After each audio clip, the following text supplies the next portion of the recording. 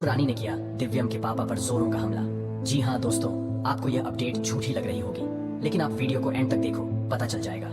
लसल रानी घर में होती है, फिर वो सोचने लगती है अगर ये राधिका जैसे ही जग्गू जी का ख्याल रखती रहेगी तो वो ठीक हो जाएंगे। और वैसे भी जग्गू जी पे थोड़ा थोड़ा असर आने लगा था, वो थोड़े थोड़े ठीक होने लगे थे। फिर रानी ने सोचा कि ठीक हो गए तो मेरी सच्चाई उगल देंगे और सुजाता की भी सच्चाई उगल देंगे, फिर हम दोनों को धक्के मार के घर से बाहर निकाला जाएगा। फिर रानी सोचती है क्यों ना मैं इस बुढ़े को ही टपका दूं। अगर इसको टपका देंगे तो सारे जमीन जायदाद मेरी होगी और मेरे पति दिव्यम जी की होगी। जब वो टपक जाएंगे तो राधिका को भी घर से बाहर निकाल दिया जाएगा।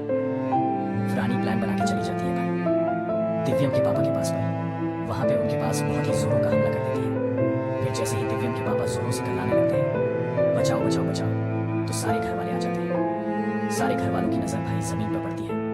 वो देखते हैं दिव्यम के पापा जी नीचे पड़े हैं, खून से लथपथ होकर। फिर दिव्यम के पापा बताते हैं मुझे रानी ने बहुत ही जोरों से चाकू मारा है, इसकी वजह से मेरी हालत बहुत ही बेकार हो गई।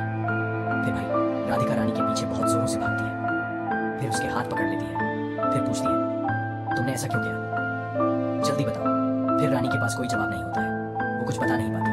पीछे से दिव्यम भी आ जाता है पर रानी को डांटने लगता है, फिर जोरों से पूछने लगता है तुम बताओ तुमने ऐसा क्यों किया, तुमने मेरे पापा की ऐसी हालत क्यों करना सोचा। रानी सारा सच चौगल देती है, जिसके साथ में रानी तो फंसी फंसी, उसके साथ में सजाता भी फंसी और नकली रात का वाला भी सच। रानी ने बता दिया रानी जमीन के लालच के चक्कर में वो तो फंसी फंसी, सुजाता भी फंसी, और जो नकली राधिका थी उसका भी पर्दाफाश हो।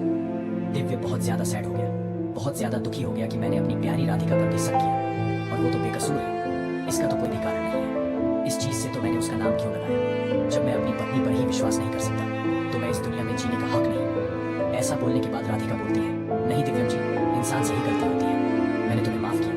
और भाई लोग आपने यहाँ तक वीडियो देखी है तो प्लीज प्लीज आपसे छोटी सी रिक्वेस्ट है, वीडियो को लाइक कर दो। ये सुनने के बाद दादी जी बहुत ज्यादा खुश हो जाती है, इसके साथ ही में गोलू भी खुश हो जाता है और इनके पापा भी अंदर अंदर खुश होने लगते हैं। बोलते हैं अब तो हमारी रात का घर में ही रहेगी। दिव्यम ने उसको अब होने के बाद दिव्य पुलिस पे फोन कर देता है, बोलता है सुजाता को पकड़ने के लिए और रानी को जेल में करने के लिए। लेकिन राधिका को उन पे तरस आ जाता है, बोलती है ये गलती इंसान से ही होती है, चलो इनको और एक और मौका दे देते हैं। फिर उनको पुलिस में जाने नहीं देता।